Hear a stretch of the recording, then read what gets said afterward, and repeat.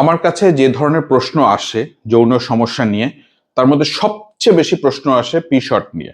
যেহেতু আমি প্রায় 1 যুগ ধরে পি-শর্ট ট্রিটমেন্ট করে থাকি এবং সাথে শকওয়েভ ট্রিটমেন্টও করে থাকি। তো পি-শর্ট নিয়ে যে ধরনের প্রশ্নগুলো সবচেয়ে বেশি আসে, আমি খুব সংক্ষেপে আপনাদেরকে একদম মানে মেডিকেলি জিনিসগুলোকে বুঝিয়ে দিব। খুব বেশি যে প্রশ্নটা আসলে আমাদের কাছে আসে সেটা হচ্ছে, স্যার পি-শর্ট কি বা ডক্টর পি-শর্ট কি? পি-শর্ট বলতে অনেকে মনে করে এটা পেনাইল শট, আসলে তা না। এটাকে বলা হয় প্রায়াপাস শট। প্রায়াপাস কথাটা একজন গ্রিক দেবতা ছিল। যখন এই শব্দটা এসছে, এই গ্রিক দেবতাকে সর্বশক্তির উৎস মনে করা হতো যখন দুনিয়াতে গ্রিক সভ্যতা ছিল।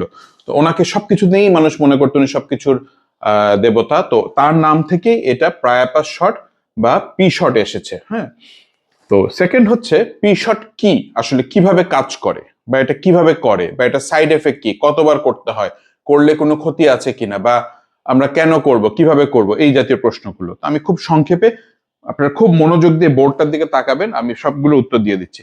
প্রথমেই আমরা ক্রাইটেরিয়া সিলেক্ট করি যে কোন পেশেন্টটাকে পি-শট করা যাবে, কোন পেশেন্টটাকে করা যাবে না। সাধারণত যাদের আনকন্ট্রোল ডায়াবেটিস থাকে, কিংবা যাদের দেখা যাচ্ছে কোনো কোমরবিড কন্ডিশন আছে, কেউ ডেবিলিয়েটেড পেশেন্ট, ক্যান্সার পেশেন্ট, কিংবা অনেক সময় দেখা যায় যে সিকেডি পেশেন্ট, তাদেরকে আমরা সাধারণত অ্যাভয়েড করার চেষ্টা করি, বিকজ তাদের নিডল বা প্রিক জনিত বেশ কিছু ইনফেকশন হওয়ার সম্ভাবনা থাকে, যেমন হেপাটাইটিস বি, সি ইত্যাদি।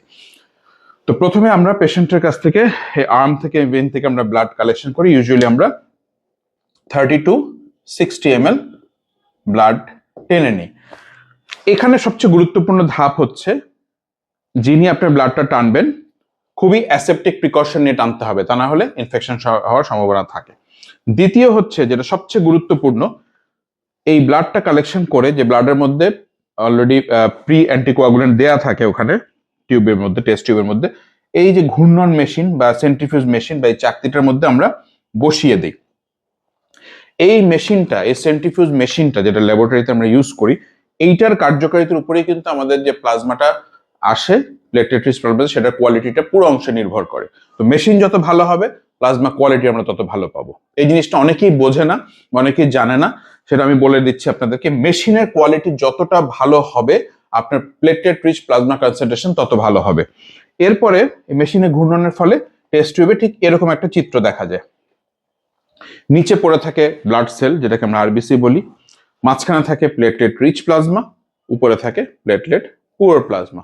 আমরা প্লেটলেট রিচ প্লাজমা যেটা অংশটুকু আছে সেটাকে আমরা সেগ্রিগেট বা আলাদা করি। আলাদা করে পুরোটাই অ্যাসিড প্রিকশনে হয়। আমরা প্রসিডিউর রুমে পেশেন্টের কাছে তার স্যাম্পলটা মিলিয়ে নিয়ে যাই। নিয়ে যাওয়ার পরে এটাকে যদি আমরা লিঙ্গ ধরি, হ্যাঁ, লিঙ্গের স্ট্রাকচার, এই লিঙ্গটা মূলত গঠিত হয় 2 ধরনের মাংসপেশি দিয়ে,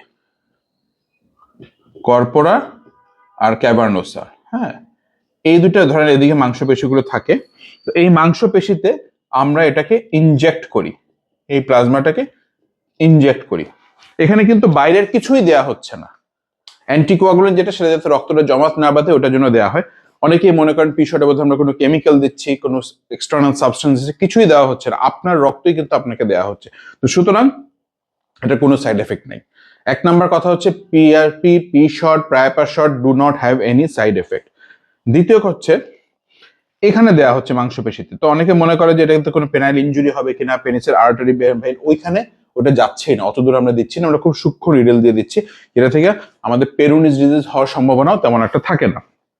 এখন হচ্ছে, এটা যে দিচ্ছি কি হচ্ছে, কেন দিচ্ছি, বা কিভাবে কাজ করছে, খুব সংক্ষেপে বলি। এই প্লেটলেট রিচ প্লাজমাটা যে থাকে, এখানে মূলত প্রচুর গ্রোথ ফ্যাক্টর থাকে। তার মধ্যে 2টা খুব সিগনিফিকেন্ট গ্রোথ ফ্যাক্টর হচ্ছে পিডিজিএফ, প্রোস্টাগ্ল্যান্ডিন ডেরাইভ গ্রোথ ফ্যাক্টর, এবং থাকে VEGF, vascular endothelial growth factor. এই দুটোই আমাদের যে লিঙ্গের যে মাংসপেশিগুলো আছে, হ্যাঁ, এগুলোর চালিকা শক্তি, এগুলি রক্ত প্রবাহের চালিকা শক্তি, এগুলি নাইট্রিক অক্সাইড প্রোডাকশন করে, এগুলি ব্লাড ফ্লো বাড়ায়, এগুলি রক্তের প্রবাহ গতি ঠিক রাখে, যেটা আমাদের ইরেকশনে হেল্প করে। তো কয়টা দিতে হয়? ইউজুয়ালি আমরা বলি প্রতি মাসে একটা করে 6 থেকে 8টা সেশন। তবে এটা ভ্যারি করে, একেবারে যে 6টাই দিতে হবে বা 8টা দিতে হবে তা না। কেউ যদি 3টা বা 4টাতে হ্যাপি থাকে, তাহলে আমরা তাদেরকে বলে, আচ্ছা ঠিক আছে, এটা ওয়েট করা যায়। অনেক সময় বলি যে 2টা বা 3টা নিয়ে দেখতে পারেন, আপনার যদি মনে হয় তাহলে আমরা কোর্সটা কমপ্লিট করব। হ্যাঁ, যদি আপনার উপকার বা আপনি ফিল করেন, কারণ এটার সাথে আরো অনেক কিছু অ্যাসোসিয়েটেড থাকে। তো এই মোটামুটি এটাই হচ্ছে মেকানিজম অফ অ্যাকশন। আমি আবারও বলি জাস্ট 1 মিনিটে, প্রথমে আমরা পেশেন্ট ক্রাইটেরিয়া সিলেক্ট করে ব্লাড নিব। ব্লাড নিয়ে খুব পরিষ্কার পরিচ্ছন্নতা অ্যাসিড প্রিকশনের মাধ্যমে ব্লাড নিয়ে সেন্ট্রিফিউজ মেশিনে দিব। মেশিনে দেওয়ার পর ঘূর্ণনে আলাদা করার পর যে প্লেটলেট রিচ প্লাজমাটা হবে সেটা আমরা আলাদা করব। আলাদা করে যেটা আমরা করি সেটা হচ্ছে এই মাসেলগুলোতে খুবই সতর্কতার সাথে, খুবই সূক্ষ্মভাবে এই মাসেলগুলোতে আমরা দিই, কর্পোরা এবং কাভার্নোসাল মাসেল। মাসেলে দেওয়ার ফলে এখানে যে গ্রোথ ফ্যাক্টরগুলো থাকে, পিডিজিএফ এবং VEGF, vascular endothelial growth factor, এগুলি আমাদের হেল্প করে রক্ত প্রবাহ বাড়ানো, ভেসেলের যে লেয়ার থাকে যেটাকে আমরা এন্ডোথেলিয়াম বলি সেটাকে হেলদি রাখা।